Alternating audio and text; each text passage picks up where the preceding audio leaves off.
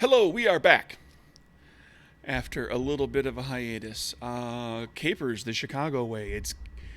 Um, we're not exactly Chicago weighing it anymore, quite as much as we had been because uh, the characters here decided to flip and go straight and help the feds, and so that's kind of where we're at. See what happened last time around, guys. Everybody, folks, chime in. I believe there was all sorts of back and forth with honest Bobby, not so honest Bobby, I guess, having betrayed the group. You managed to get him out of the firefight, haul ass away from the hotel where the beat cop was coming down to check out what was going on. Talked him down, bribed him off, actually, right? Yeah. And then, got everybody out of there. And then there was a lot of interrogation with Honest Bobby, which basically boiled down to he was really bad at what he was trying to do and he was trying to make a name. He was trying to get an in with somebody. And he took advantage of what he had learned about all of you to attempt to do that. And, ultimately, that was a poor choice on his part because all of you were very capable, and that all went very, very poorly for him. And then the group of you started kind of figuring out what to do next. I'm trying to recall what did we do? What did we end up doing with Bobby?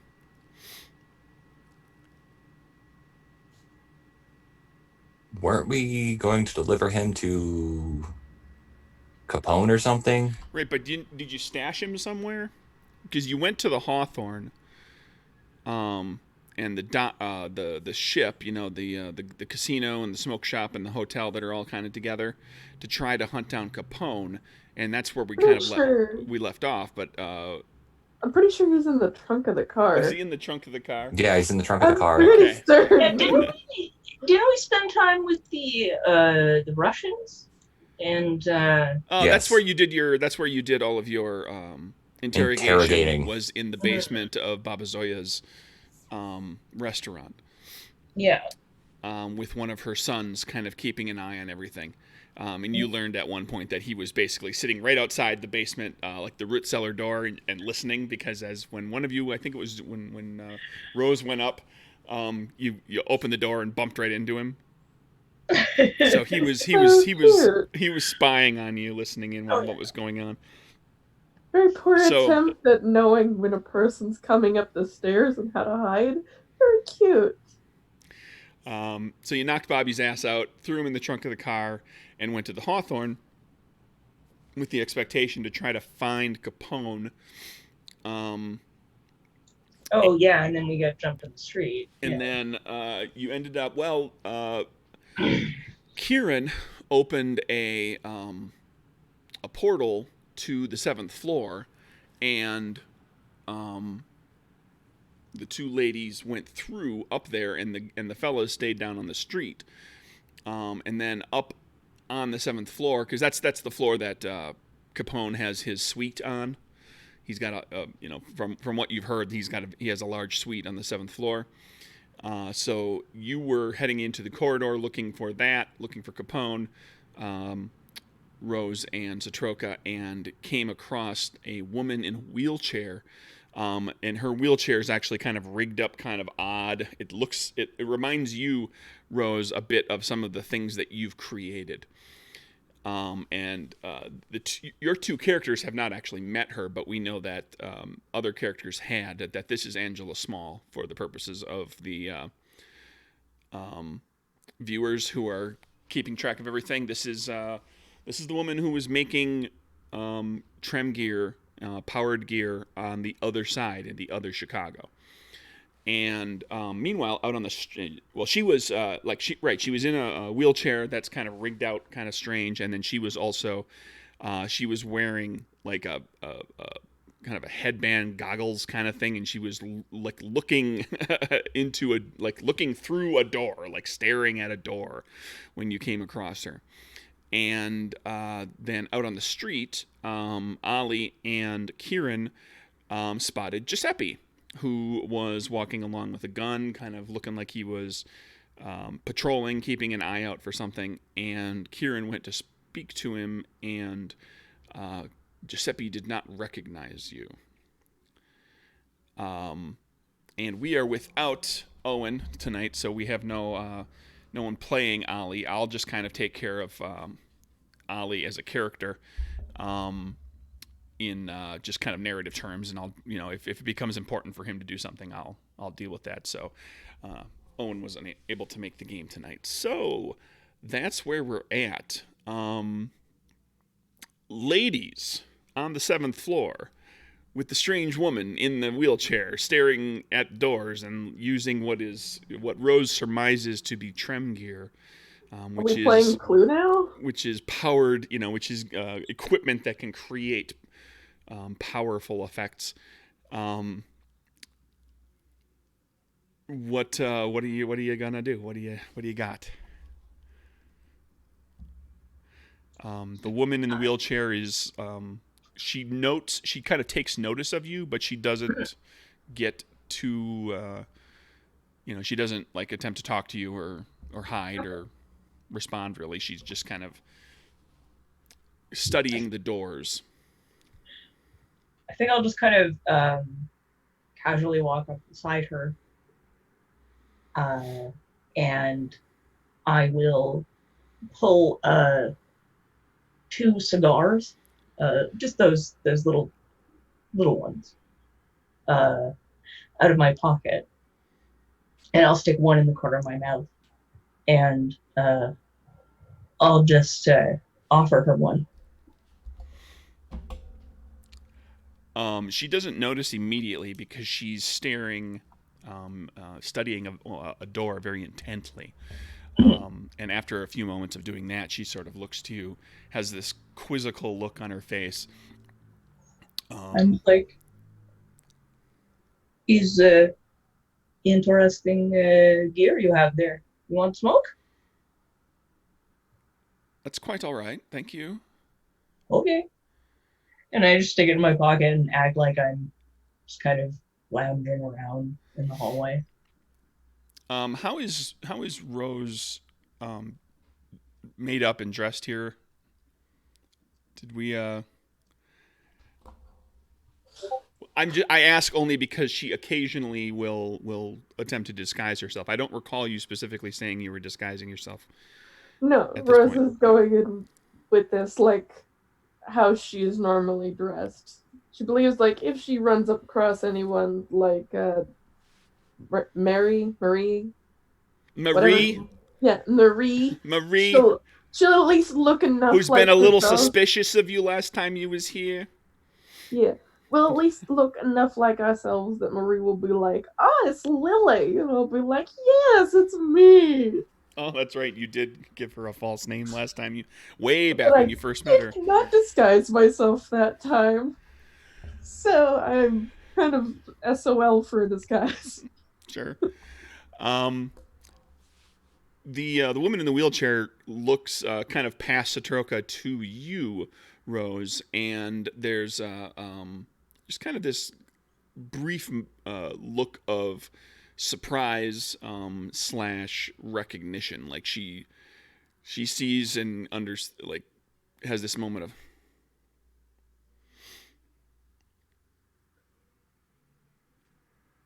I'm gonna walk over to Satroka and be like, "So who's your friend, Satroka? You mind introducing us?" Oh, I am Ro. I not get your name. Do you mind telling us your name? Rose, are you wearing or openly displaying any of your gear? Yes, indeed. Okay, so you've got I have 2 giant gauntlets on my wrist. I am very, very showing off my stuff. You are very I'm well armed. Well, and you are sporting something that is really out of the ordinary. And a little heavy-handed. Heavy-handed. What? Jazz hands.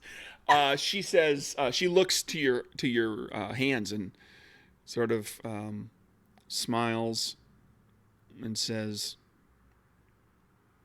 I think you may know my husband. Oh, I'm sorry. I don't know if I know your husband, but I'm sorry if I've possibly met him and flirted with him.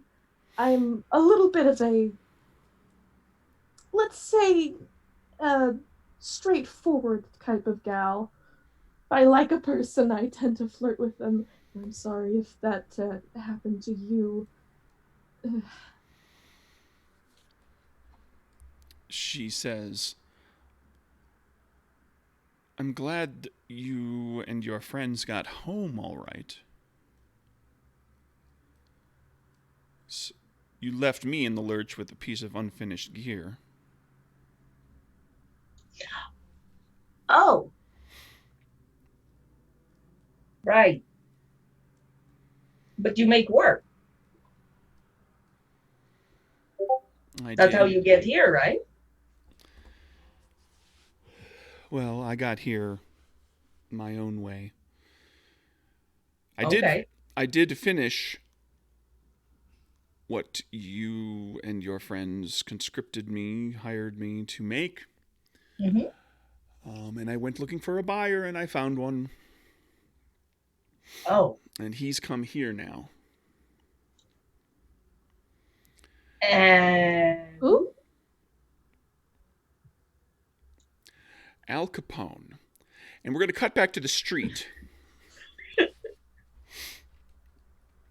Kieran, what? Now you just got the cold shoulder from Giuseppe.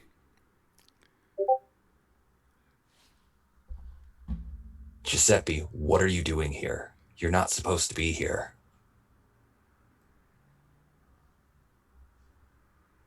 We worked very hard to keep you out of prison, and you're not about to walk around in the open so you can head back. You're supposed to be keeping a low profile. You're a wanted man.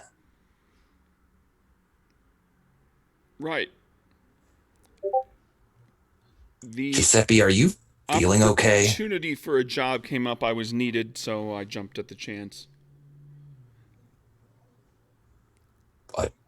A job?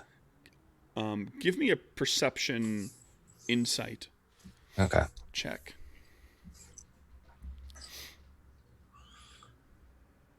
Let's see. Perception. Okay. So, Queen of Diamonds. There's something about his demeanor that is just a little off from what you know of Giuseppe to be, and like you get the impression that he's answering your questions kind of vaguely with an answer that he thinks might satisfy you. But he hasn't, like you've asked rather very pointed questions. He has provided no detail. He's being very obtuse in his responses. You've dealt with this before. This is a person who is trying to lie, who is not used to lying, who is now having to lie. Okay. I'm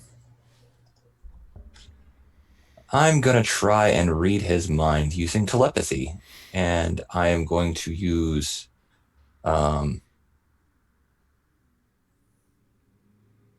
amnesia, so he doesn't remember that I tried to read his mind. Okay, so you're actually skimming surface thoughts. Yep. Okay, that's going to be a check against his mind score. So is that charisma insight -1 because I'm using a boost? If that's what the power says, I'm trying to recall. I don't have them all memorized, even though I designed the game. That sounds right for telepathy. I know it's either charisma insight or charisma willpower. Yeah, willpower figures into some of those mental ones, but I don't think it figures into all of them. I mean, I've got both, so it doesn't matter. I've got insight and willpower, so. It's charisma insight, yeah. Okay. Okay, so.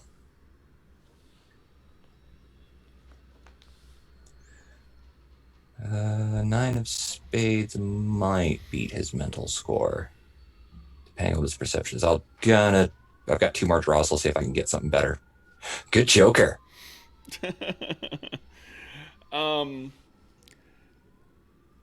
He's thinking about Nice. but basically he's got like overlaying thoughts of like one train of thought is saying, who's this guy? If I met this guy, what's he talking about? Am I supposed to know this person? And then the other line of thought is thinking, if I don't keep moving, Capone's going to have my hide.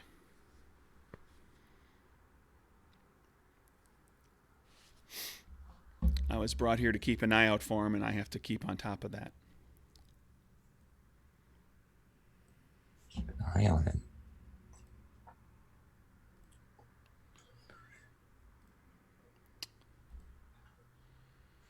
What the hell just happened?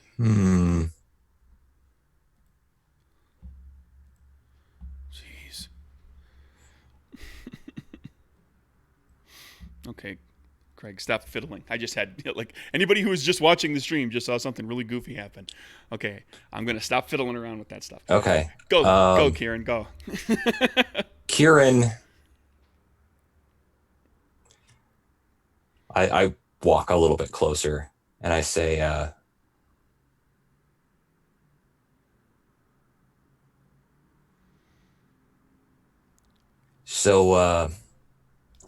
know things look a little less run down than probably what you're used to seeing, right? A little less burnt, maybe. Yeah. Yeah. He's wary.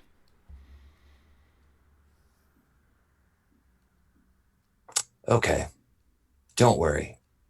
Your secret's safe with me. Let's just say I'm someone like you, someone who's managed to find his way someplace else.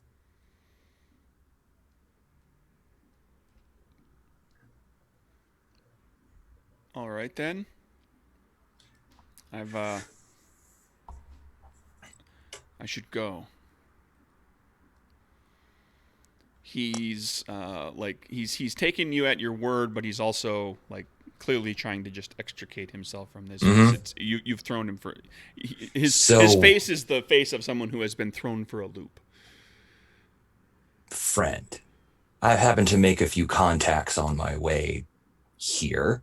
I know a few people from here, and maybe I could help you. Especially given that someone who bears a striking resemblance to you is in fact wanted by the police right now. So if the wrong people happen to see you, it's going to make what you're trying to do much more difficult. All right, charisma diplomacy. Okay.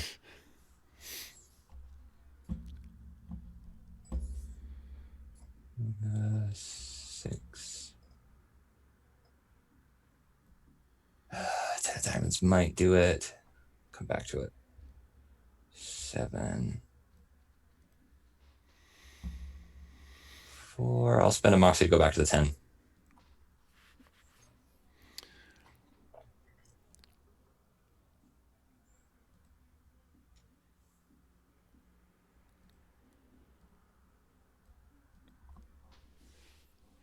Listen, nobody told me there was going to be any problems like this. I'm just supposed to kind of keep an eye out on things. Okay, what things? I don't need to be going to prison. Well, that's what I'm here for. I'm an opportunist, and I see an opportunity in front of me. I'm sure if you do your job and everything comes off without a hitch, you can find some way to reward me. Owe me a favor or whatnot.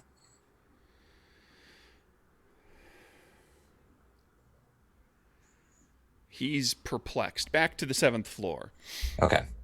Um, she let's see what cut back to. She said It's she just was what? sleazy salesman. Just listening to him feel like it's just funny. He's channeling a little bit of Honest Bobby. um, Angela has said, oh, crap. What was the last thing I said to you? Oh, the Capone was buying the item. Right, that Capone bought her. Capone bought the device that was meant for you, that you were originally contracting her to create, and that he has come over here.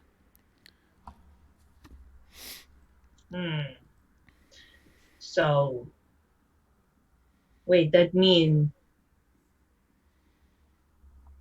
they switch? I don't know what he's got up his sleeve, but I'm sure it's no good. His whole gang's falling apart back there. Oh, okay. The whole place is a hellhole. Yeah. And You now don't let I gave them. him the means to come over here and do whatever he's going to do, and I have to stop it. I can't let. He'll just come in here and he'll wreck everything like he wrecked my home. We not let that happen. No. We have maybe way of getting fed on him, but we have to catch him in the act of that thing, and you have to have feds catch him in the act. Or Well, at least you for have the to. at least for the time being, you've got two of them, Wait, they both here? as far as I know. I thought they switch. I'm so confused. Uh, I don't care. I put them both in jail.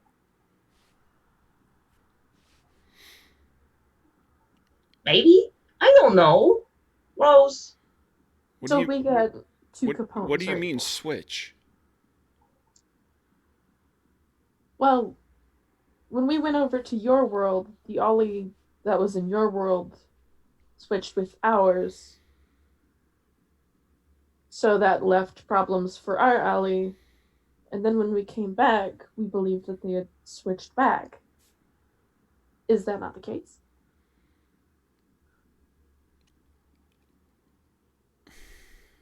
I don't know.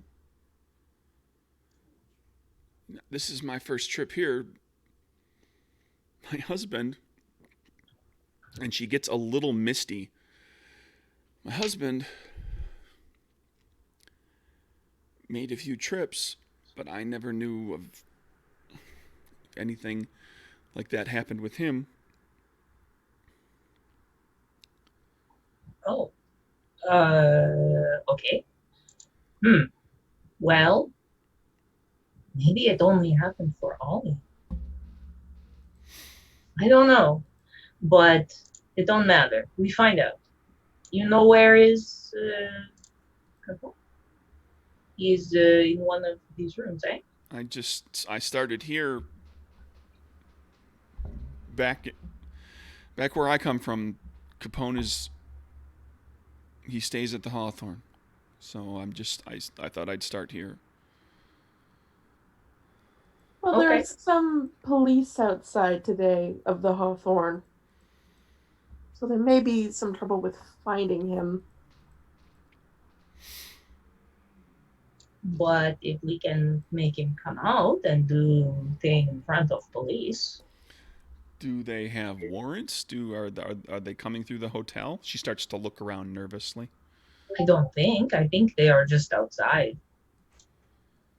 From what we could see, it seemed like they were mostly outside trying to figure out what the heck went on just outside of the establishment this morning. I mean, But they may get a warrant at some point. I don't know enough about You're Capone, but the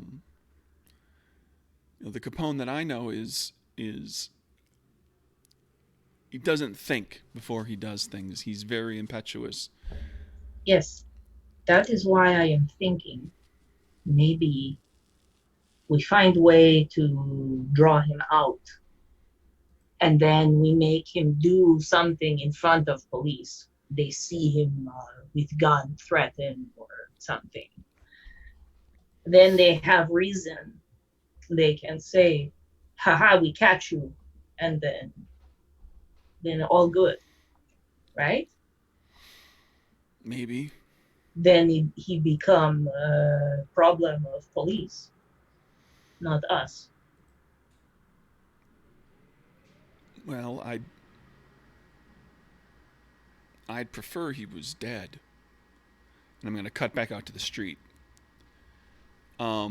Giuseppe is thorough. I mean, he's thrown. He's confused. He's not sure what to do right at this moment. Who are you working for? Come on, you can tell me. We're friends. Well, the other you and I are friends. That doesn't make us friends, buddy. But we could become friends. Come on. You're walking into a situation blind. You don't know the place. You don't know the people. I do. I can help. You're starting to creep me out a bit. I appreciate what you're maybe trying to do, but I got a job to do, and I'm just gonna go do it. Let me put this another way. You're going to tell me what you're doing. When you get threatening like that, he tenses. He doesn't point his weapon at you, but he's got the pistol kind of in the pocket of the jacket. And you see his arm kind of tense up, like he's ready. He's waiting for something to hit the fan. Yes, that's a great idea. When there's a group of cops right around the corner.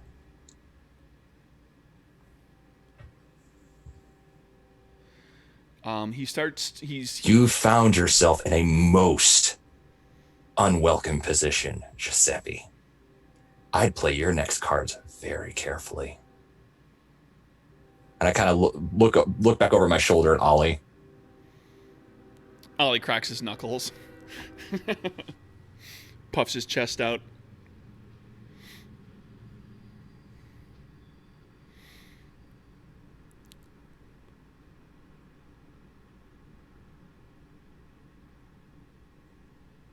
He stays tense,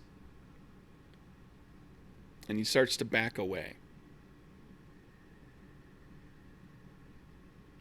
I walk forward.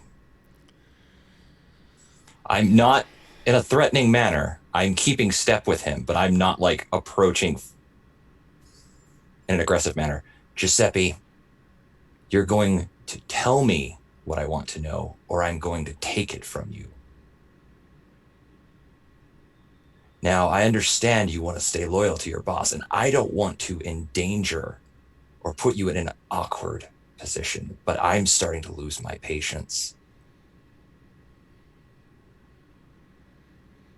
He glances at you, at Ollie. He kind of looks back around, like where you were motioning around the corner. Mm-hmm.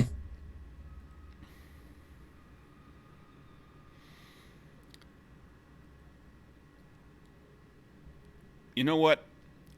This is more trouble than it's worth. I just want to get out of here.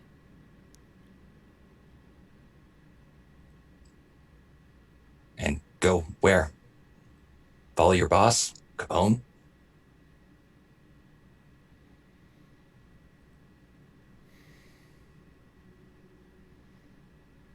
Just get out of town. I'll leave. That'll solve your problem. You won't have to deal with me anymore. Yeah. That's what happened with the other Giuseppe. I like him. I don't much like you. You know, and this, now I am starting to lean a little bit closer. Every time it rains, my leg hurts. because of you. I was 10. It was a back alley. Me and my brother, we didn't even realize what was happening until it was over. You killed him. You shot me. You left me for dead.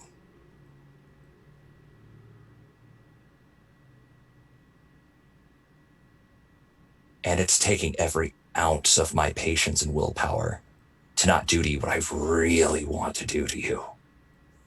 So you're going to tell me what you know, Giuseppe, or we're going to hurt you very, He very draws his badly. gun. Okay. He pulls it out of the jacket pocket. And give me a initiative check for you. Okay. Ooh, bad Joker. Giuseppe's going last. Giuseppe's going DFL. Okay, that's an 8. Okay. Yeah, he struggles with a bad Joker. Like he gets the hammer of the pistol caught on the lining of the pocket, and like looks like an absolute fool for a few seconds as he's struggling to get the pistol free, even though he could have shot it through his jacket. And it's your go. And I'm gonna throw a Moxie back your way for revealing to him who you are. Yep. Even if he doesn't fully understand what's going on yet.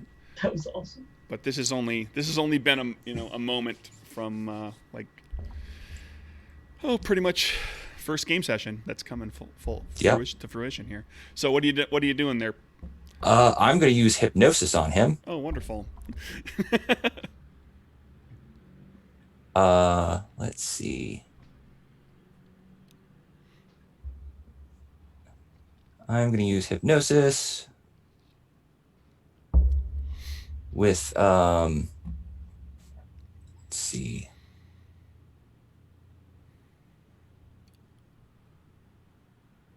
Yeah, I think, now with post-hypnotic, can I make him just, like, hand me the gun? He won't do anything that's going to endanger his life, and handing over his weapon would probably be something he would see as endangering his life. Okay. In that case, I'm just going to use the base power of hypnosis to just hold him in place. Okay. All right, we need a check. Okay. Against his mind to score. So that's going to be... Ooh, bad Joker. Well, that didn't work. No, it didn't. It really, really didn't. No, it really, really didn't.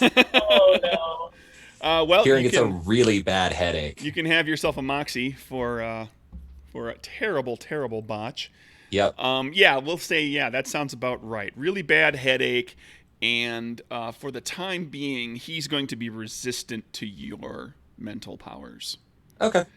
You feel like there's something strange is going on where you try to pry into his mind and manipulate him mentally, and it just gets bounced right back in your face. Well, the wall of rage inside of Kieran right now probably isn't helping. Making it difficult to concentrate, I suppose. Yeah.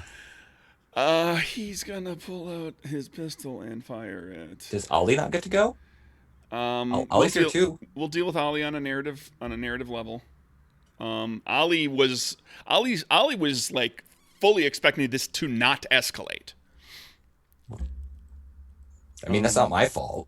I'm not saying it is, but Ollie's like flummoxed for a round because he was listening to the whole thing. He's like, oh yeah, there's cops right over there. Kieran has a point. They're not going to do anything. Holy crap! But that's going to be a terrible flip right there. That's not going to be any better. In fact, it's worse. Oh my lord! Yeah. So he fires shots, misses, and starts to. He doesn't run, but he's getting out of there. He's moving. Wow, 3 threes. Kieran, your turn again. Uh,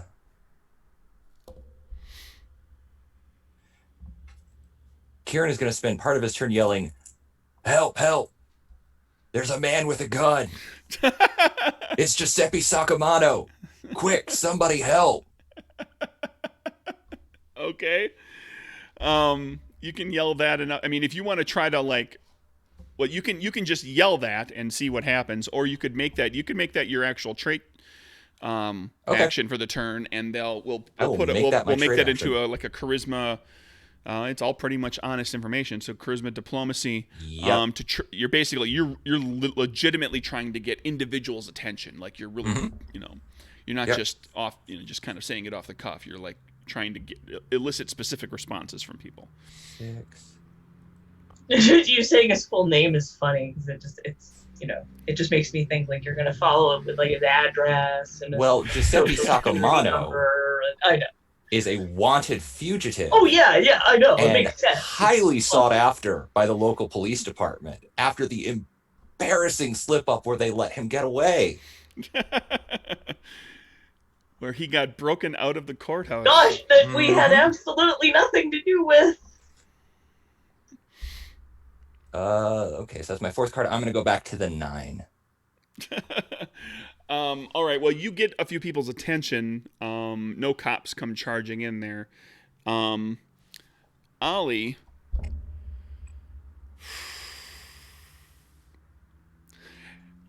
Hey, Madfish. Would Ollie just unload? Would Ollie just unload with the Tommy gun? Considering this situation that he's, I don't think he would. No, I think he'd go into his fists. He usually goes. Yeah, into but the- that's going to become a chase. He's gonna pursue Giuseppe, but when we get to Giuseppe's turn, Giuseppe full on bolts, and so unless you have something up your sleeve about trying to chase him down while all this is going on as well.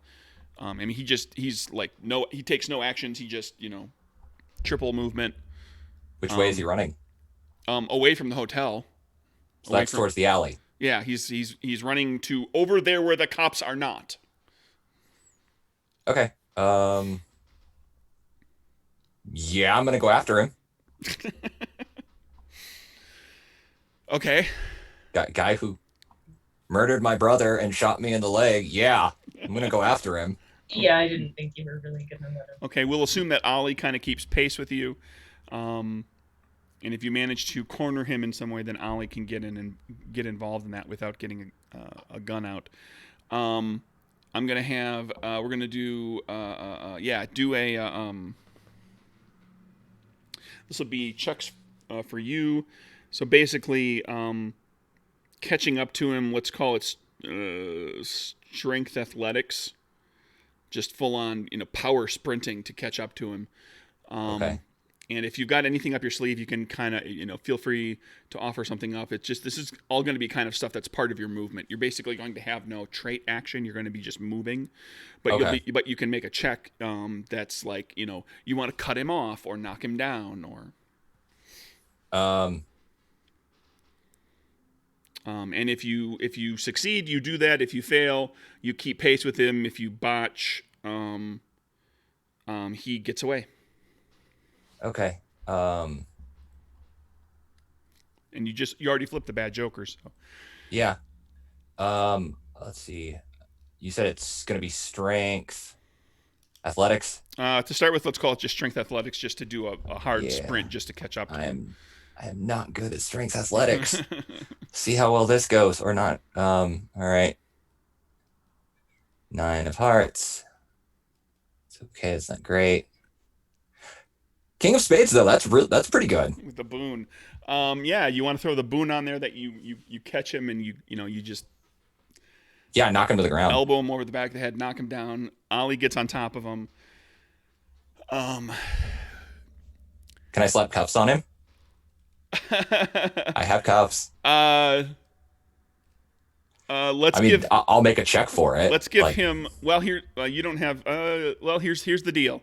If you want to throw your 2 remaining moxie into another action, you can take that action right now. Otherwise, I'm going to give him a chance to kind of get away, escape something or other. Yeah, I'm gonna spend my 2 moxie so I can cuff him. All I want right, to let you him cuff go. him. You've got Giuseppe. Back on the 7th floor. Okay. Angela has just revealed that she would prefer that Al Capone be killed after you, the two of you were remarking about like trying to set him up, get the cops, get the feds to be able to catch him. And after she says that, like you see she was kind of hitching a breath a little bit earlier. She was misting up a little bit. She looks like she's there's some bubbling emotion right below the surface. She's talking to you and trying to keep it together, but there's something deep below this, that's just below the surface that's really hurting her. Did Capone hurt you in some way, or seemed to have been a little sad when we were talking about your husband? Well, when you say that, good job. She starts crying. Um, she she said, she loses it just momentarily. Like, she has this momentary burst of crying and sadness, and she hitches a breath and kind of composes herself and says,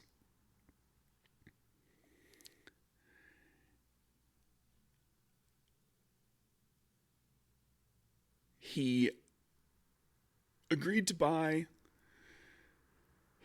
the gate key, and then he just killed him.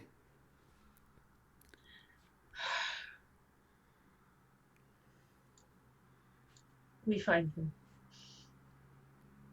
There's going to be some very choice words, of course, Stroka, with him. But can you hold on to this lady, because you have more emotional knowledge of relationships than I do. Yes, So it's fine. You go find him. I stay with her. yeah, I'm gonna take a good walk around. I'll see you in a bit. Okay. And I'll kind of like. Yeah, Rose starts walking around, and instead of being silent, she's now banging on every door on her way, being like, Capone! Good Lord. Okay. While you're doing, Rose is kind of listen. so much for the stealthy approach. While you're doing that, Angela is back with Satroka, and she says, he deserves to die. He's gotten so many people killed, and now he's taken. I can't look. And I hand her a flash that I pull out of my pocket. We will. I trust. Ollie always say that he go and do, and what happened to him is because it's what God wants. So I trust it all work out for the best. We will find him and he will be punished. What? I am blanking. Do you remember her husband's first name? I am blanking. No. It's okay. I could That have. was Arnold. Yes, because I was like, I could have. It was Arnold. I could have sworn they were both A's, and that was part of the reason I gave them both A's. So you would forget. Yeah, so I would forget. Jeez, worst GM ever. Okay. I just wanted to get that back in my head. All right. So meanwhile, Rose is just banging on doors, screaming for Capone. At a couple of the doors, you get no response. At one of the doors, you hear the click of a pistol. Get the hammer getting cocked on a pistol. After that, at another door, the door opens, and this big, thick-necked guy kind of sticks his head out of the doorway. Right behind him, there's a woman who's got a gun out. He doesn't appear to have a weapon, but you can't see one of his hands. But she's clearly packing heat. He says, what's all the hubbub? And then he sees this, like, friendly, demure Rose. Yeah.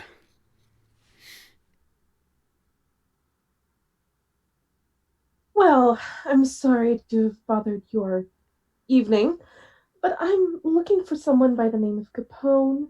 He was supposed to meet me downstairs in the bar for a few drinks, and then, things would proceed from there, from what I understood.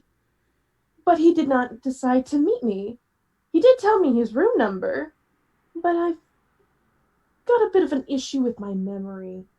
So all I remembered was which floor he lives on. If you could please point me in the direction of his door, I would very much appreciate it. Give me a charisma deception check.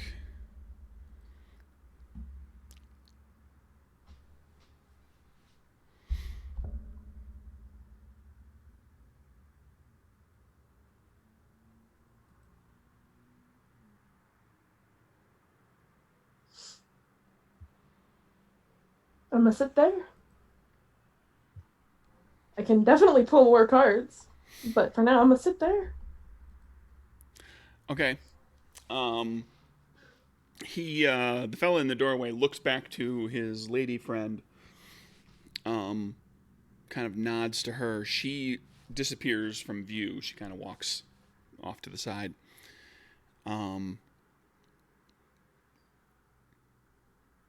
And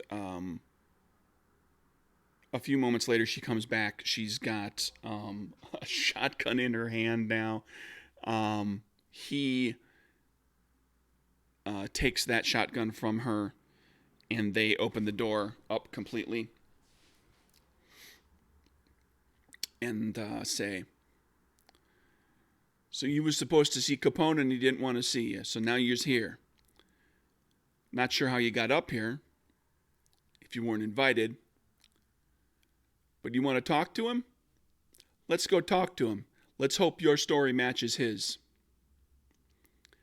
And neither of them is leveling the weapon at you, but they're a little, they're mildly menacing. Like they're not joking around, is the point.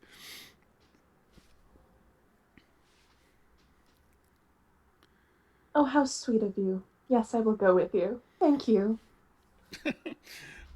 They lead you back down the corridor toward Satroka and Angela. And Oh, Mhm.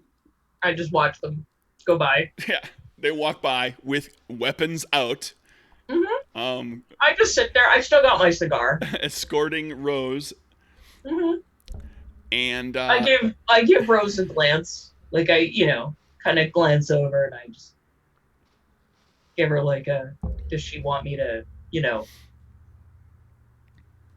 follow her right now? Rose is pretending not to notice Satroka. Okay, then I just sit back like I'm just hanging out in the hallway watching. They lead you down to another door here on the 7th floor, like kind of down another corridor. The hotel is like it's like a U shape. So you were heading down one leg of the U. Now you're going back the other direction. And they take you to a room or to a door. They knock, and they do like a secret knock. They do like a rhythmed knock at the door. The door opens. They are let in with you.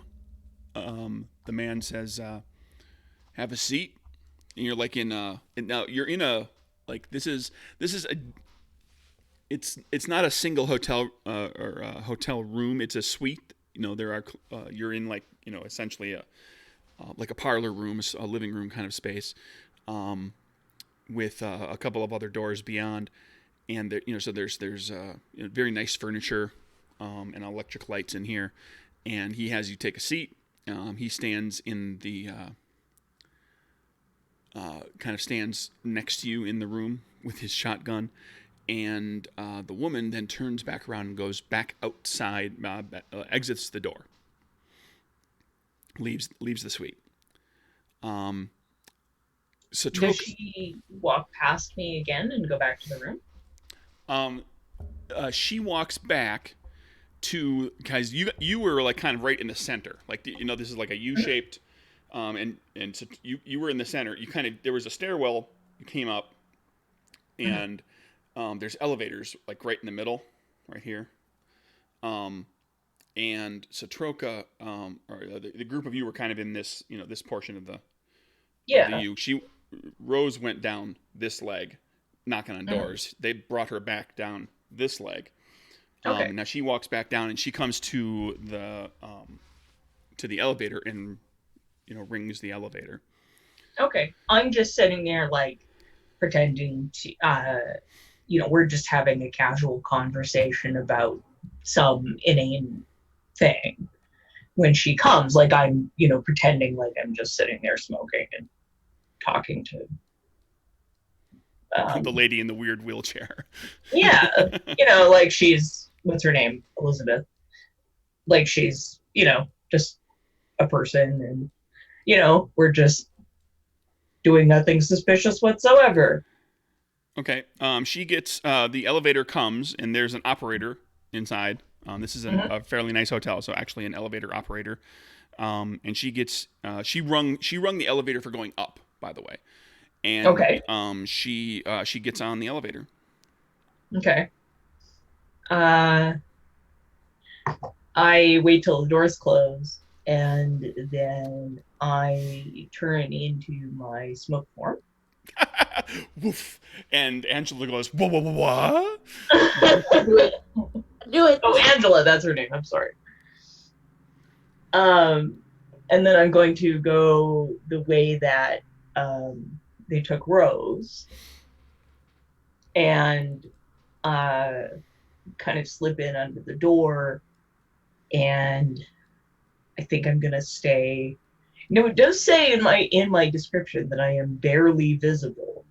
Mm-hmm. So I'm gonna do my best to stay as invisible as possible, and get into the same room as Rose is. You have to float along there until you hear some voices, and that one, the big burly fella, is the big thick necked fella is making like idle chit chat with Rose, and it's mostly like vaguely threatening idle chit chat. It's like, you better hope your story matches up with the boss's, all that sort of thing. So like, he's making a relatively feeble attempt to kind of probe you to see if you'll say anything or reveal anything, give anything up.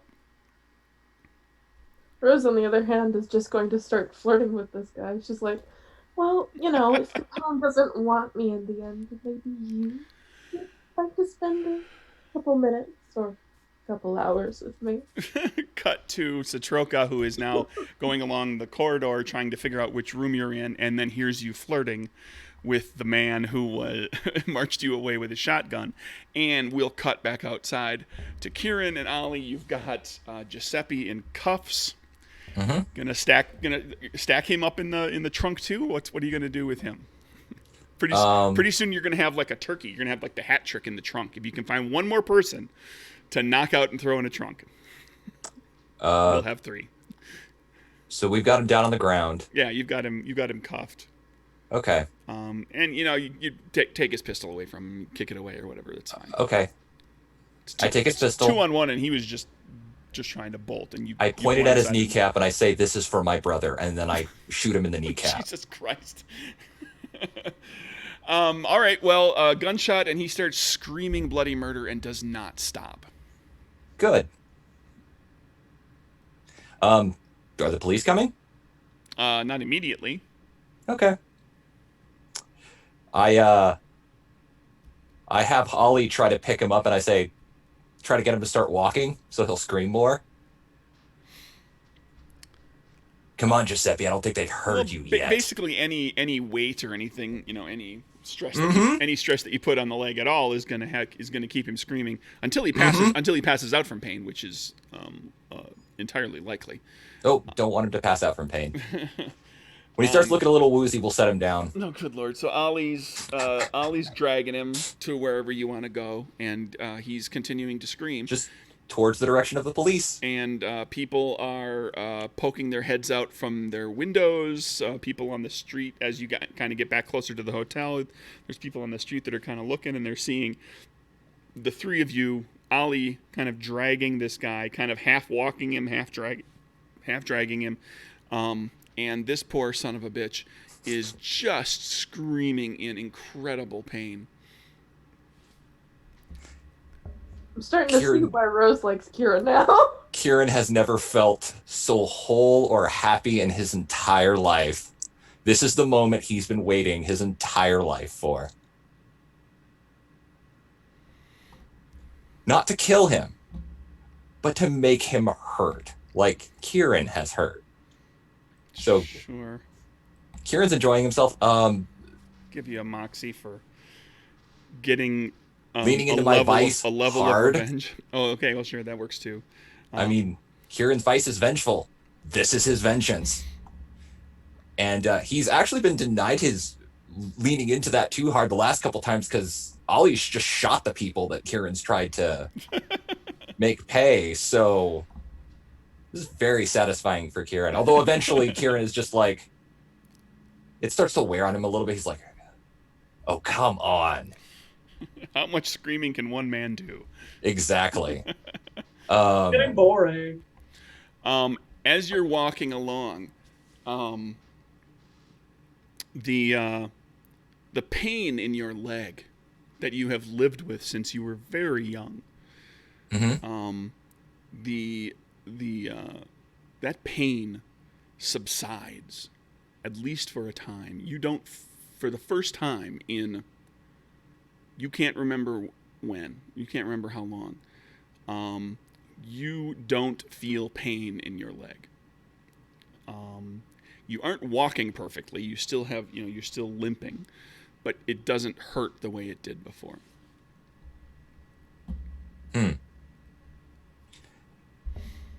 How far roughly are they from me? They're well over 100 feet, I'm guessing. To the cops? No, to June and... Well, they're on the 7th floor, and you can't see them. Okay. I mean, are the cops even within visual range at this point? You can get to the cops if that's where you want to go. Yeah, that's where I'm wanting to take him. Okay. You go hauling him around to the cops. What are you doing with him at the cops? I say... What's the plan? This is Giuseppe Sacamano. He's a wanted fugitive. Just dump him on the ground. Okay, they go to check on him, and they are only slightly more careful with him than you or Ollie were. They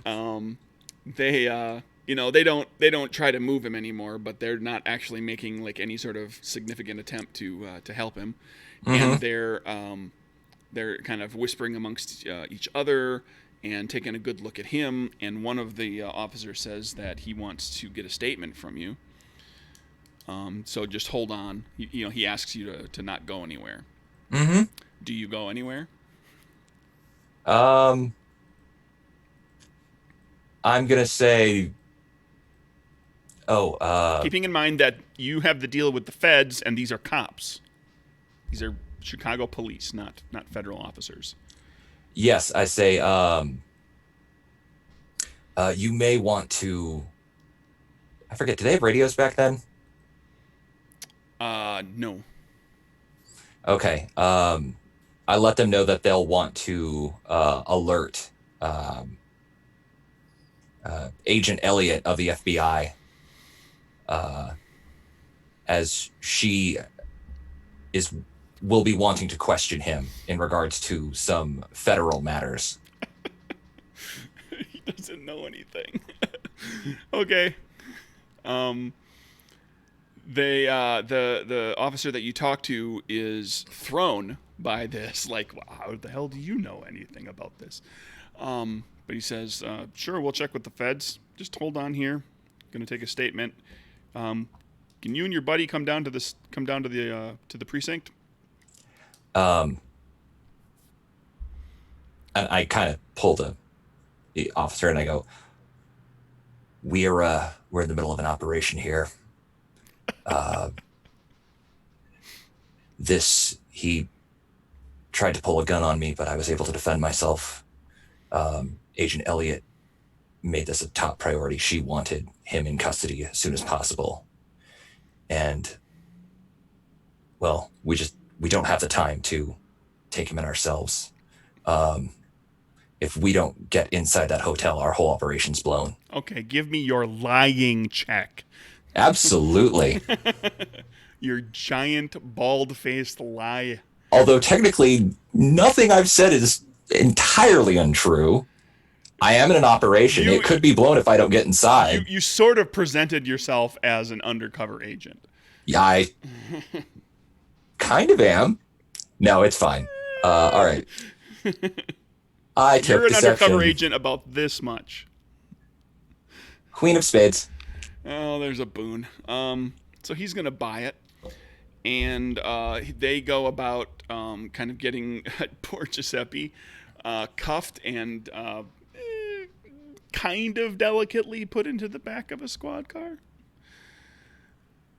And while that's going on, they're essentially not paying any attention to you two.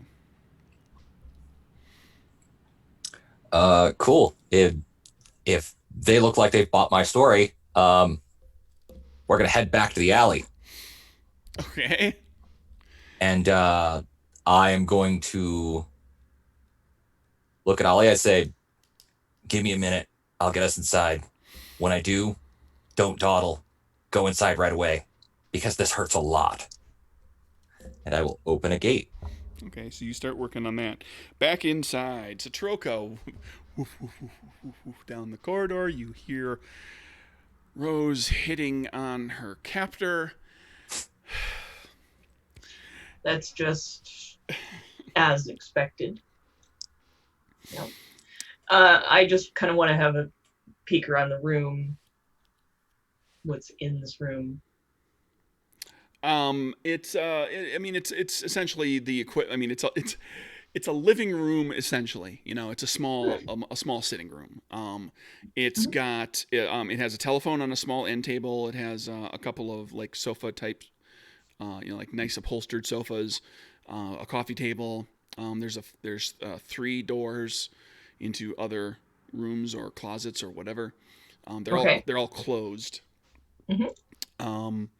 And it's nicely kind of nice plush carpeting with electric ceiling lamps. Fancy. This is just like from you just kind of poking your head underneath the bottom of the door real quick. I'm gonna go in, and I'm gonna stay around the baseboards.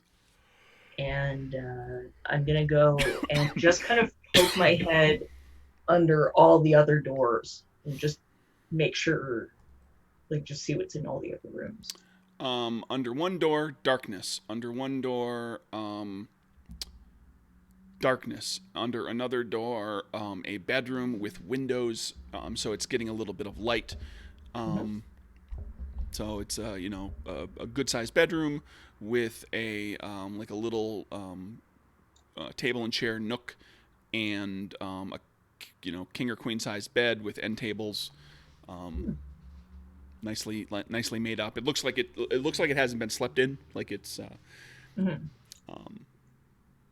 the housekeeping has been here, but it's otherwise untouched. She's really wishing she could have gotten this room for her and Ollie. But there's nobody in here. Nope. Okay. Then I will go back into one of the dark rooms to try and figure out what they are. Okay. You creep around inside of the second dark room that you were in, and you discover pretty quickly that it's a bathroom. Okay. You come across the like ceramic or a porcelain pedestal sink and a porcelain toilet, a tub, Hmm. everything, and Okay. you kind of There's nobody in there. creep back out a little. Yeah, and there's no light because there's no window in it. Okay. And there's no lights turned on or anything. And then in the other one where the other dark room, you discover very quickly that it must be a closet. It's very small. Okay. And it's still also empty. Yeah, there's no people. Okay. Then I will go back to uh, Rose, you were hitting on this guy, and he's paying attention to you because he's keeping an eye on you. And so as you're having this back and forth with him, he fails to notice a trail of smoke pour in underneath the door, but you see it, and it goes to all the other rooms, and then comes back out. So you're aware of what's been going on, at least to know that Stroke is there. Or somebody else that can turn into smoke. I'm gonna hide in the bathroom. I'm gonna go into the bathroom Okay. and just wait in there, but stay close to like under the door so I can listen. Okay. Because I can like put myself like right just at the edge of the door so I can hear everything just fine. All right. Um, the Rose, are you are you basically just kind of hanging out and waiting, or are you trying to pull anything else with this poor sucker, who's frankly starting to get a little embarrassed for you? Um, trying to hit on him. He's feeling he's like he's got this like kind of uncomfortableness to him. He's like a little kind of shifts a little bit, and like you like the third or fourth time that you start in kind of hitting on him, he's kind of one of those. I'm sorry if I'm being a little too forward. It's kind of the person that I am. When I like someone, I just have to let it know that I do like them. But for your sake, I'll hold off on any more attempts to flirt with you, if you do not mind if I smoke. It's a free country. All right. And it's the 20s, and you can smoke anywhere, including in the doctor's office, if you are the doctor. Rose pulls out a cigar and attempts to smoke it. Attempts. She does not know how, but she makes the attempt to try and cover She seems to Troke and do it all the time. Okay. I've seen you do it, doesn't mean I know how. So, well, how does it go? You tell me. I'm gonna draw a card and see.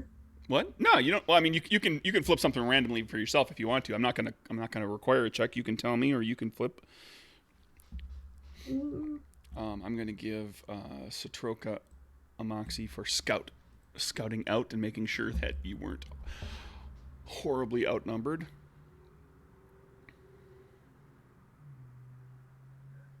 Well then, since I'm believing that this is Rose's first time smoking, I'm gonna say she coughs quite a lot. There you go. It doesn't make it work too well. So the little bit of like success you were having with the flirtation is gone. It is just like you have embarrassed yourself. Like this is the equivalent of like the woman who tries to walk sexy in the high heels and then just just completely blows every last bit of like attractive like hey, look at me, and you start coughing violently, spittle flies, and he's no longer you're pretty sure he's not interested. Like, just make sure to always cough away from him just in case. So dainty. I'm sorry, the room's a bit tight. Do you mind if we open a window? It's a lot easier for me then. He says, you just have a seat there. We'll take this. This will all be taken care of in a few minutes. Back on the street. Let me make a note here. Hold on. Stroker, you're in the bathroom, right? Okay. Back on the street, you get and where are you going with the portal? Where I let the girls off. Okay, so basically, 7th floor stairwell. You're able to look kind of right inside of a window on the 7th floor landing, and you open the portal, Mm-hmm. and Ollie kind of gives you a look, Go. and he goes. He runs through the portal, and you close the portal and leave him there. No, go through the portal with him. Okay, good. And the two of you are, and then close the portal behind you after you walk through. The two of you are in a stairwell, Okay. and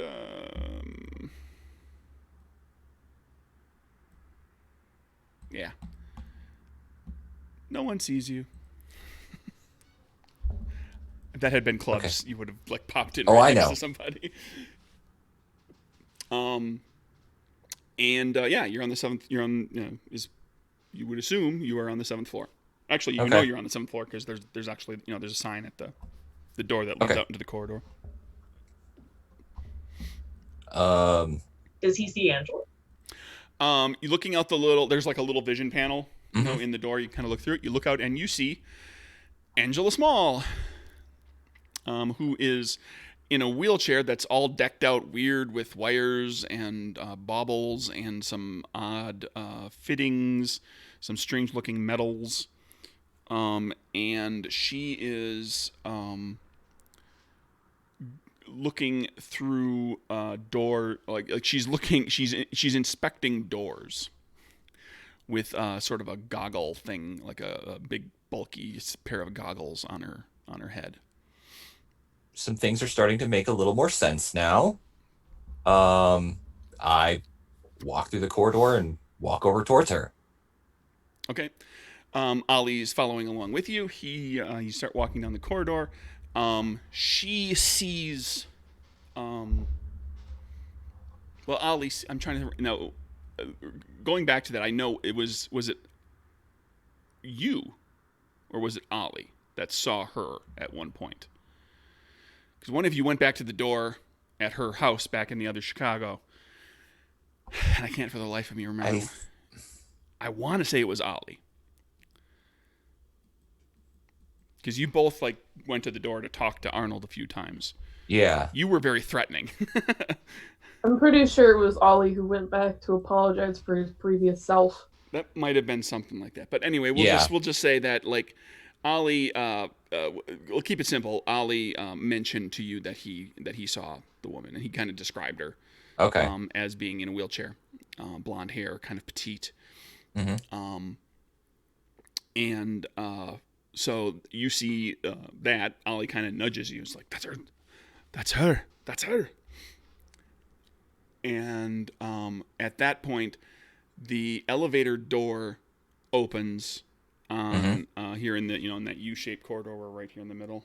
Mm-hmm. The elevator door opens, and out walks a woman, and another fella, and Alphonse Capone. He sees Angela Small, immediately pulls his two bodyguards in front of him, kind of gets now. So he's on the other side. It's basically there's you, there's Angela, there's the two bodyguards, and then there's Capone, and he gets behind both of them. Angela sees Capone, and the the armrest, on the wheelchair, it's got this carved wooden armrest kind of thing. She takes them both out. She flips both of them up, and she reaches down inside, and she pulls out two pieces of metal, and she attaches them to each other and levels it at Capone. And it doesn't look like a, it's not a flute. I didn't think it was. And Kieran's going to be putting the pieces together here a little bit. There's only one person who could possibly have that sort of reaction and know who Angela was, and it wouldn't be the Capone from this world. At least Kieran's going to make that assumption. Sure. Can I go ahead and can I try and do something? You can react quickly before we jump into initiative, Okay. because there's about to be a bullet at some point, and I imagine that'll get the two gals sparked into what's going on when they hear gunfire from not terribly far away. If that happens, we'll see. If nothing else, Ollie's got a Tommy gun. Can I try to use hypnosis on one of his two bodyguards? Sure. Okay. You'll have to, unless you've got the range boost, you'll have to close in a bit. Let's see. No. Well, You'll have to get get down right. I don't have the range boost for hypnosis. Okay, so you'll have to get down. You'll have to get down to right down next to Angela. Okay. But you can do that, sure. So we'll give Okay. you an action to react to this. Ollie pulls out his he's had this Tommy gun slung under a jacket. Mm-hmm. He pulls that out. He doesn't start firing. Mm-hmm. But he's got it out and he's waiting to see if anything's going to hit the fan. But I was going to use post-hypnotic suggestion on one of the guards and just have him step to the side. Sure. So expose Capone, basically. Gotcha. Okay. Sure. Give me your Charisma check. charisma willpower check. Mm-hmm. Queen of Hearts. Yeah, he steps to the side, and then we're going to go to initiative. I'm going to have the Satroka and Rose have you all pull initiative as well. Okay.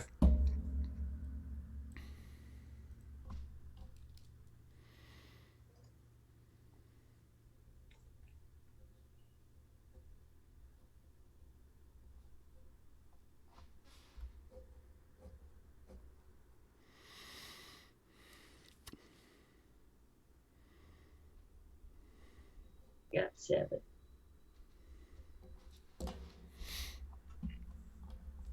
Okay. And for simplicity's sake, we'll put Ollie dead last. Looks like Rose.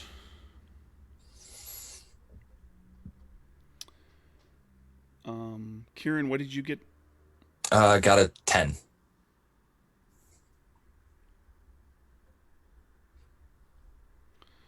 And then Satroka 7. and Ollie. So, Rose, your turn basically goes by because there's nothing specific to alert you at this point. Kieran! And basically here's the deal. Thug 1, I'm just calling him Thug 1, 2, and 3. Mm-hmm. Thug 1 is the big guy that's back in the room with the ladies. Thug 2 is the woman who walked back and forth. And Thug 3 is this other dude that you just made get out of the way. Okay. So he's stepped to the side? Yep, so you've got a relatively clear shot at Capone. Okay. Well, I'm not going to shoot Capone. I'm just saying. And I'm going to use... can I use the extend boost to hold this guy in place? Or do I have to make another... I probably have to make another check because I didn't use extend before. you didn't. Well, hold on, let me double check something. Okay. I got to see how I specifically have it written. This was telepathy, or this was Hypnosis. hypnosis.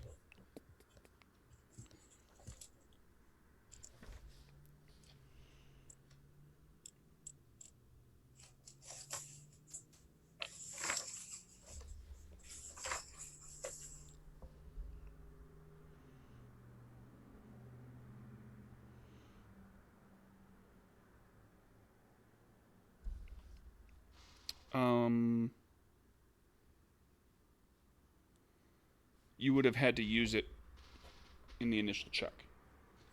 Okay. But I can go ahead and use it again. I mean, I have to make a check again Yeah, that's true. to hold it, and then this time I will use the extend boost. Well, with this, like, you mean now, if you've moved him out of the way, if he stays out of the way, you can just hypnosis, hypnosis just with the standard ability for hypnosis, just keep him in a trance. Yeah, because that's all I want him to do. I just want him to stay there and then you just and do not that. move. You keep that with the extend, and you can just as long as you keep that boost running, he'll just sit there. Oh. Well, he gets to make a check Yeah. each round to resist. So yeah, I just want him to stay there. Yep.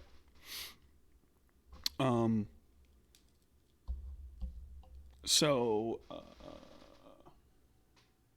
Yeah, for simplicity's sake, yeah, you've got him there. So like, as long as you take it's your turn. If you want to keep this, the hypnosis is in place from your last turn. If you want to keep extending it, and just keep him standing there, you have to start spending, using that boost, dropping your card count by 1 for everything you do, and it's your turn. Will do. So you can do something now, but you will have to you'll have to be down 1 card. Oh, okay. So I can still make an action even when he's held in place.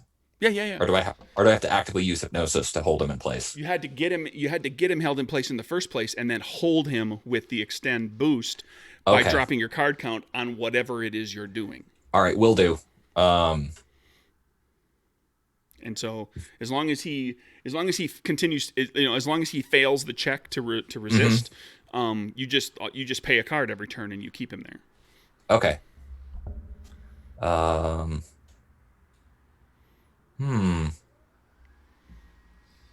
That's all I really wanted to do. Ollie asks, "What are we doing?" Just to throw that monkey wrench into the works. I'm going to use telepathy to respond. Okay. Shoot Capone. He's not our Capone. We don't need him. Okay. And let me go find my Capone stats. Is telepathy... I can't remember if I can use telepathy as a trade action or a move action. Or, a free action.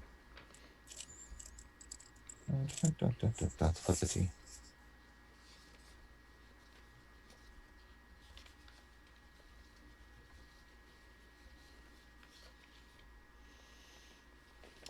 Activation is charisma insight versus target mind. So Ollie's willing, so I don't have to make a check, but that's still a trade action to communicate with Ollie using telepathy. Gotcha. So that's my turn. Okay. Gonna get out Capone's stat block real quick because if I remember correctly, he's really tough. He's super duper tough. He's like almost as tough as Ollie, if not as tough as Ollie. Yeah, he's really, really tough. Yeah. Well, as far as hits go, the number of hits he has.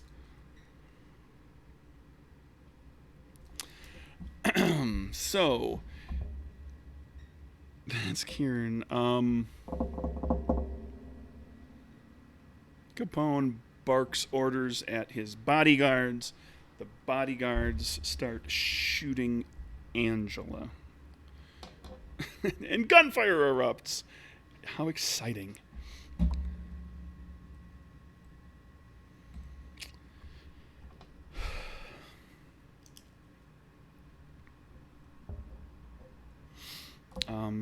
That's gonna hit Angela for a couple.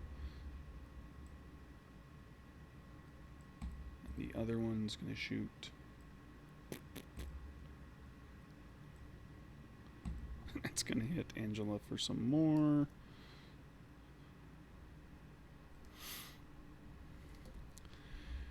And Capone starts backing down the hallway, away from the gunfire. He produces a pistol in the process, and it's Satroka's turn. And there has been gunfire from back where you came from. I can move pretty fast in this form, so I think I'm gonna move back into the direction of the gunfire. Okay. Unless you want to spend Moxie on another action, basically you spend your entire round just kind of getting all the way back over there to see That's everything fine. that's going on. And now Al Capone with his back turned to you. Oh, I come up right behind him. Well, you're Nice. close-ish. You know, he's right there. Nice. He's not too far away. Okay. And you Sweet. get there. Ollie's turn. Yeah. Okay. Ollie shoots Capone. I'm going to use a different deck for Ollie. What's Ollie's normally? I'm going to use this one because I know it's not one of yours.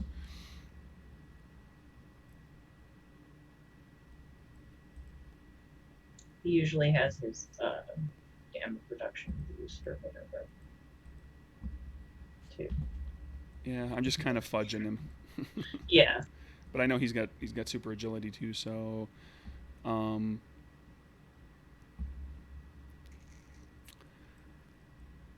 go back to that 10 and we'll take that 10. Oop, come on, man. Chris, we can't hear you. You know, I can't hear anything. Yeah, you're not muted, but if you were talking, we didn't hear you. Did your mic get disconnected accidentally by a cat? Now you're muted. I think he mouthed maybe, so. And Capone is going to prevent some of that It is damage. usually the cat. It is usually a cat, yeah. Can you guys hear me right now? Yep. Yes. Okay, good. You're back. Okay, so Capone took a Tommy gun shot, prevented some of the damage, and then it's Rose's turn. Oh, goodness. Top of the order. You saw a wisp of smoke go zooming out as soon as there was gunfire, sounds of gunfire, leaving you with this guy who is like he has tensed up seriously. Like he is really like whoa. Yeah. I'm looking at the guy across from me and I say, I'm not moving from this chair, so whatever you want to do, go do it. Okay. I'm not moving from here. Kieran's turn. Unless you were Rose, were you planning to ready an action for anything? If he to do something if he leaves, you can do that. Yeah. If the guy leaves, I'm gonna create myself a little portal. Mm-hmm. Bring myself closer to the door. What kind of rate? I'm not gonna leave my chair, but I'm going to bring myself there. Well, you have to walk through the portal. You have to step through it. Are you planning to go somewhere with the portal or? I just want to see if when the gunfire stops, if this man decides to return, I just sit there and surprise him like I didn't leave my chair. Okay. Kieran's turn. Okay. So I've got one of the guys still stuck in his stupor, using extend boost. Right. The other one is trying to shoot at Angela. Did she do anything last round? She got her weapon. She's putting her weapon together. Oh, okay. And it was Capone and one of the thugs that took shots at her. Okay. As he backed away. As Capone backed away. Can I try and use hypnosis on more than one person, or can I only keep it on one person? You can do more hypnosis stuff, but you can only use a given boost once per turn, so you can't extend and keep multiple people locked in place. Gotcha. You can't use the extend boost twice. Gotcha. Oh, what thing do I want to do? Kieran is so not built for combat. Let's see.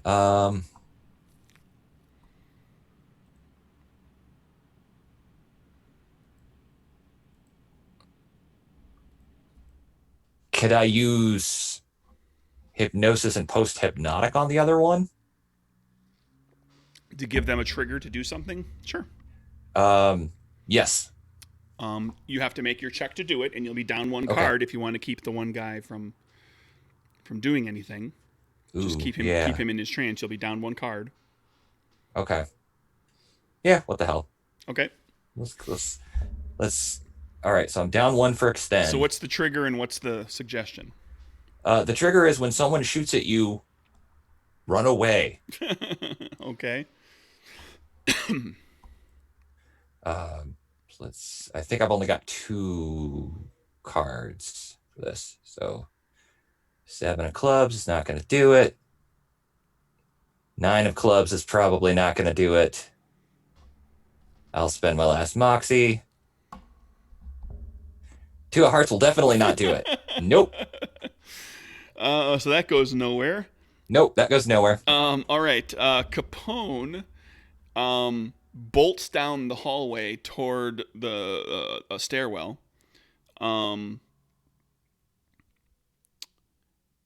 Thug number 3 is standing in a stupor. Does he go through me?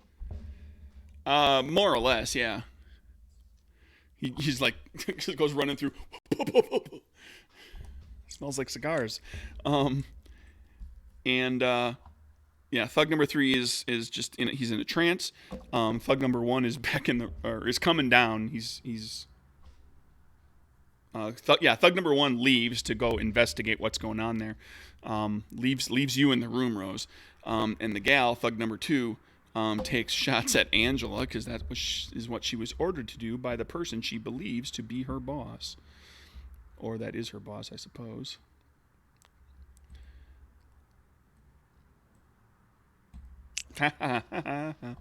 That's going to be a whole bunch for Angela. With a pistol is going to be 4, 5, 6, 7 with a boon. Angela is going to attempt to prevent some of that.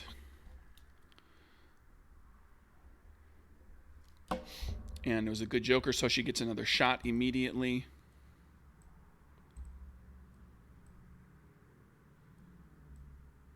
And she's going to miss. She could have stopped on the 9, but I wanted more. Angela's looking bad. She's in bad shape. And she's finally got her weapon out. Satroka's turn. Al Capone has just run through you. Yeah. With a pistol. I will move a little bit to the stairs. Because I'm kind of hoping, because he's gone onto the stairs, right? He's into the stairwell, yeah. Okay. Yeah. So I kind of want He did nothing but run this turn. Yeah. So I am going to use my Sonic Scream at him. Okay. And I think okay. So what is the power check for Sonic Scream? It's the level of the power. Right, which is 4. So I'm going to use the push boost. Push him down the stairs. So A very scary sight when Rose gets out there at some point. This giant puddle of air screaming at something. So I got the Ace of Spades. And it was just the straight power use, so that's it's suit damage, so that's 4 plus 2 because it's spades, plus 2 because it's an ace, unless you want to put any of those 2 boons into something else. You're getting the push from the boost. Yeah, I want damage. So I want all damage. Him up. I'm fucking him up. That's Capone. My point. Capone is going to spend Moxie to prevent some of that. Yeah. But yeah, I'm going to push him down the stairs, so hopefully that'll do a little bit. That's going to mess with him a bit, but he manages to prevent some of the damage. Actually, yeah. I've used 2 of his Moxie to prevent damage. And he's really not looking good.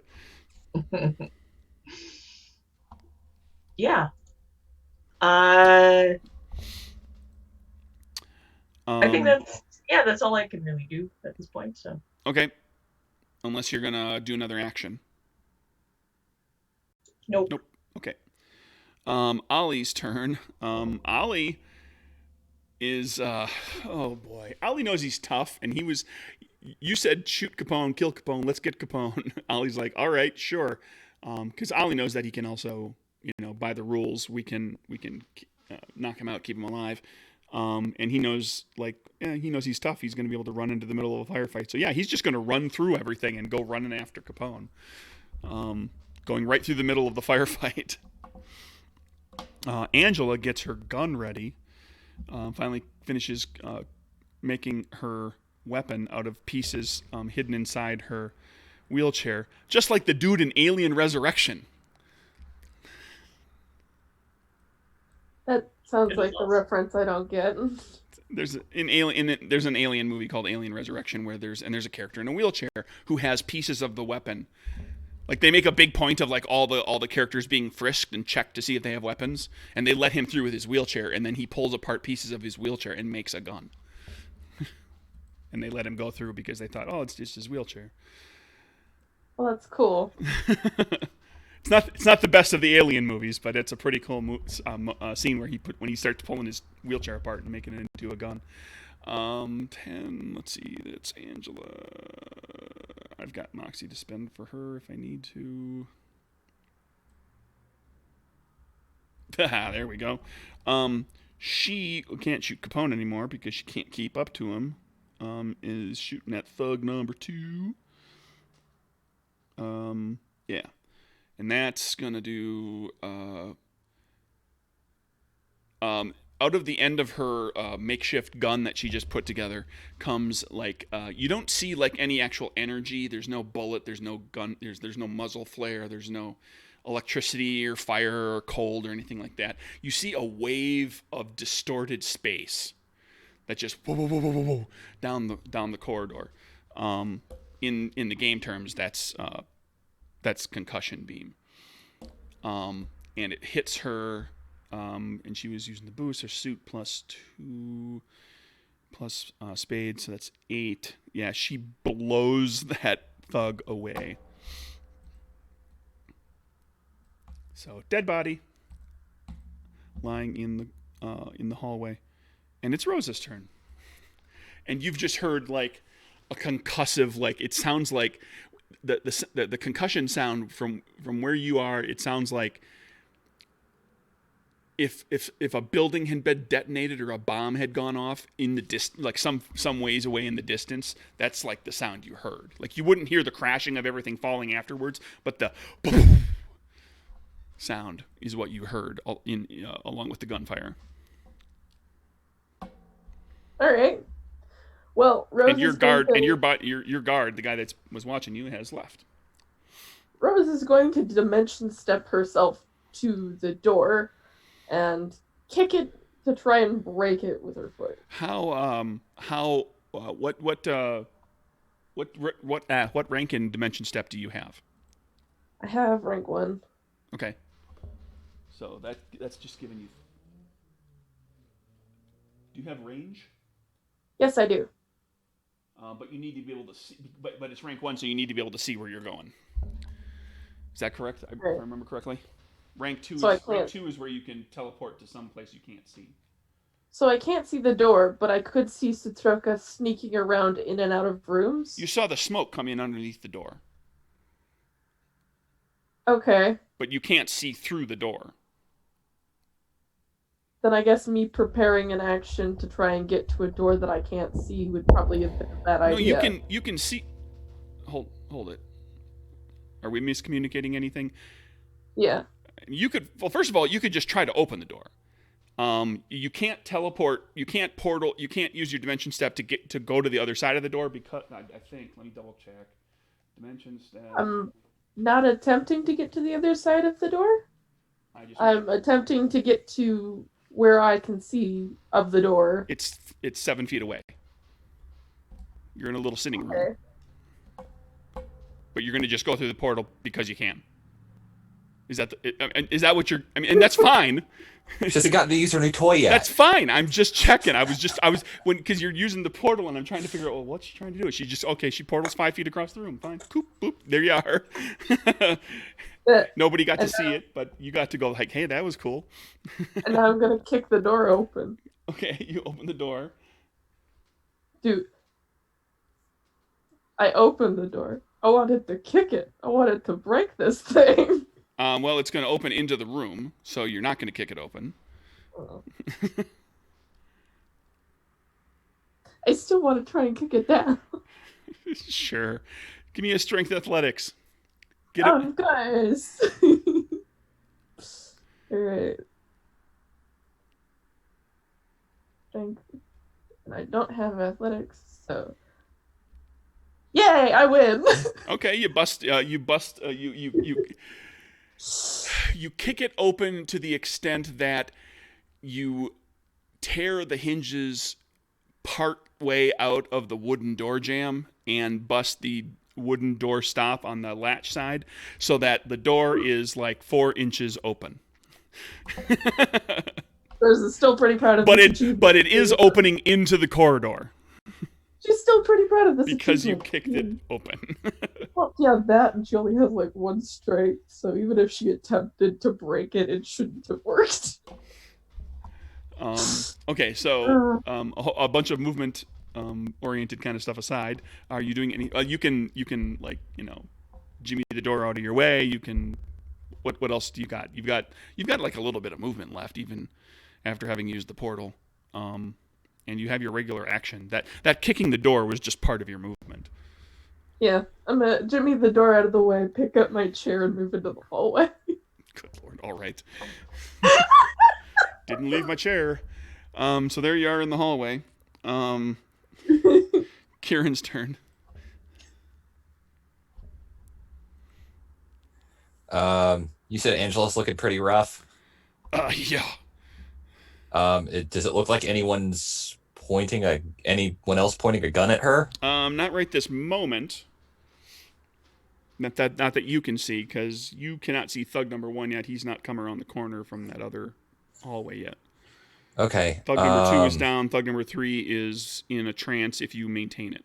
Yep, maintaining it. And Capone has left the floor. I will draw pistol and hold my action to see if anybody else comes out. I look at Angela and I tell her, if you need to take care of this one too, go for it. I'll hold him. Okay, so you're holding this poor sucker. Okay. I'm holding him, and I've got my gun drawn like in the direction pointing where I hear other sounds coming from. Are you readying a specific action, or are you just delaying? Shoot. Shoot if you see. Shoot if I see someone who does not look friendly. Okay. Let's see. Thug number 3 stands in a trance. Thug 2's down. Thug 1 comes around the corner. You see him. He does not look friendly. Okay. This is the one. This is the one that was down with Rose. He spent the last round running down the corridor toward the sounds of gunfire. Okay. Let's see how well this doesn't go. Okay, it went amazingly well. Ace of spades. He comes around. All damage boost. He comes around the corner and promptly gets shot in the head and killed. Can I choose to not kill him? You can.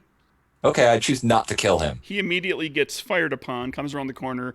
Immediately gets fired upon. You shoot, just miss him, kind of nick him in the neck, and he like in attempting to he realizes he's getting shot at, and in an attempt to dodge. And kind of make himself a more difficult target, he throws his body forward and goes face first into the corridor wall across from him, and knocks himself out. Perfect. So he came around the corner. That was you reacting. Capone has to gather himself up in the stairwell to continue on. You watch Satroka.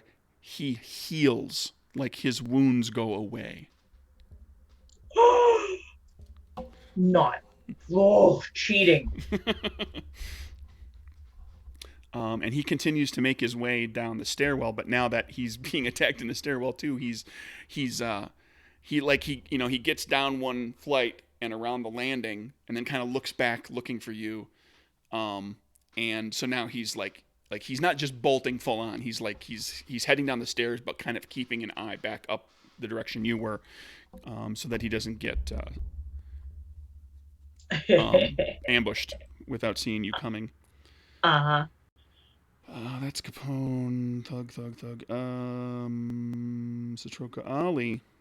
Ollie comes running up down into the stairwell with you, and he had to spend all his turn getting to you, getting through the firefight up there, and then over to you and down the stairs a little ways, and then it's Angela's turn. She, good lord, lots and lots of death. She shoots the defenseless man.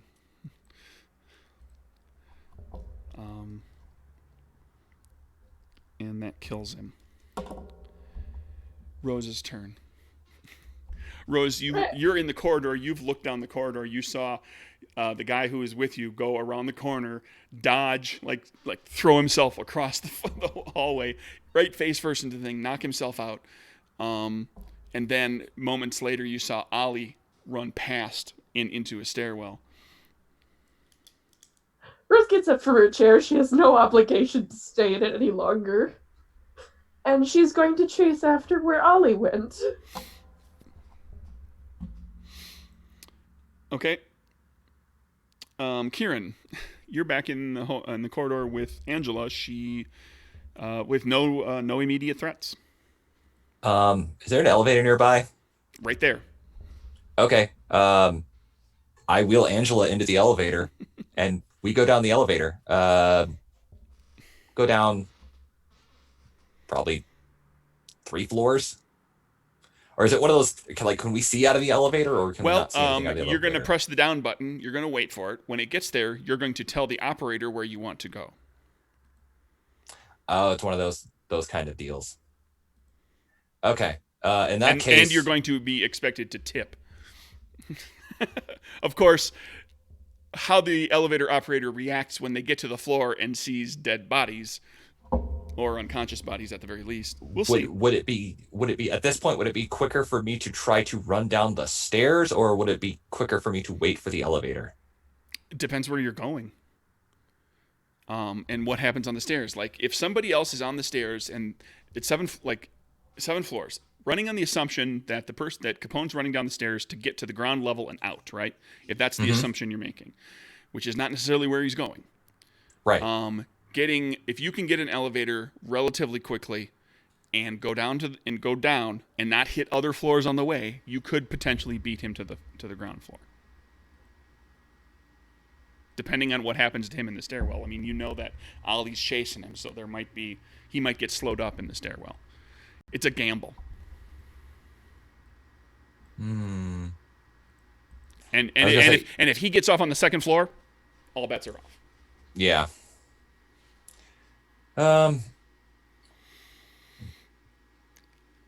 I guess I let Angela know.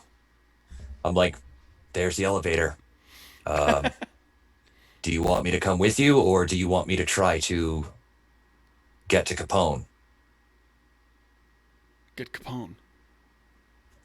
Okay. Kieran's going to use his full movement. He's going to not dash, but run to the stairwell. Okay. So at this point, unless I'm mistaken, everybody's running down the stairwell to grab Capone. Yep. Rose?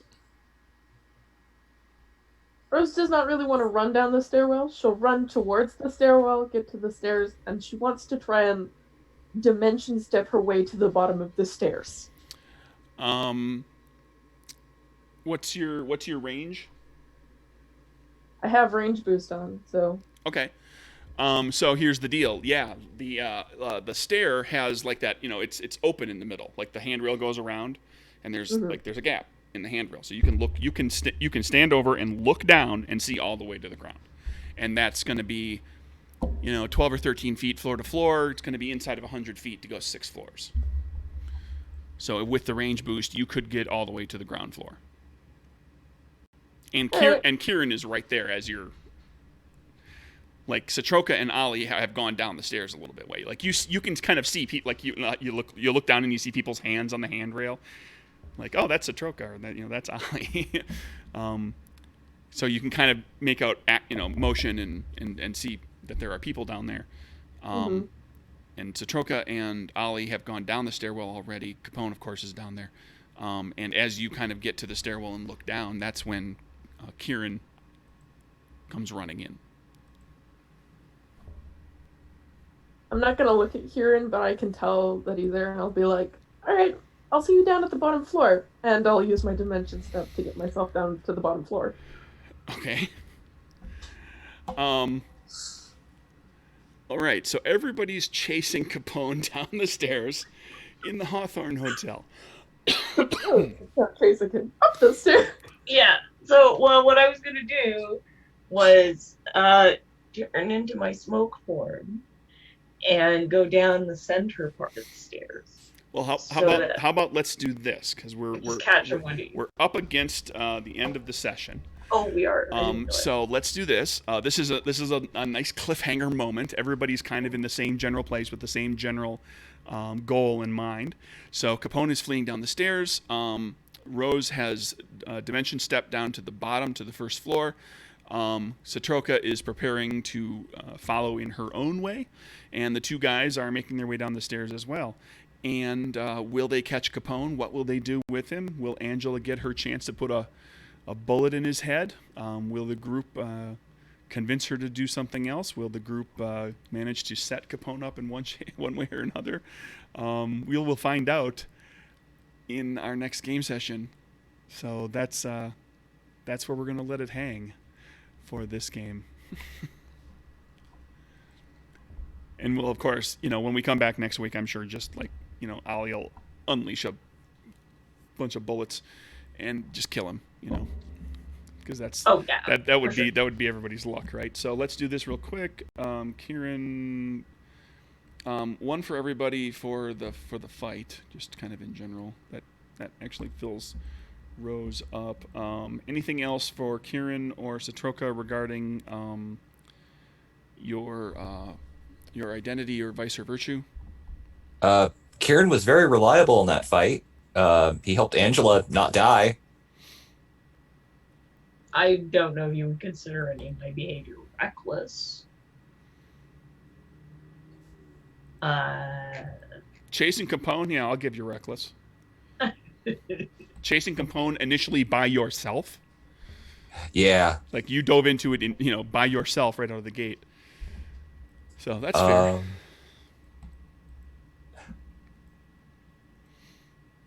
I would argue manipulator in that I got everyone to do exactly what I wanted them to do that session. You kind of did. Well, except for Rose. But Rose is impossible to control.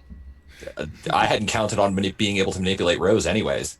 Well, you haven't been able to do it since the first session, so. Exactly, so. So there you go. Yeah, there we go. That gives everybody some more moxie. So we're rocking and rolling. That'll be game. Thank you, everybody, for anybody who listened. Thank you. Thank you. Hope you all enjoyed it. Mm-hmm. Bye. Bye.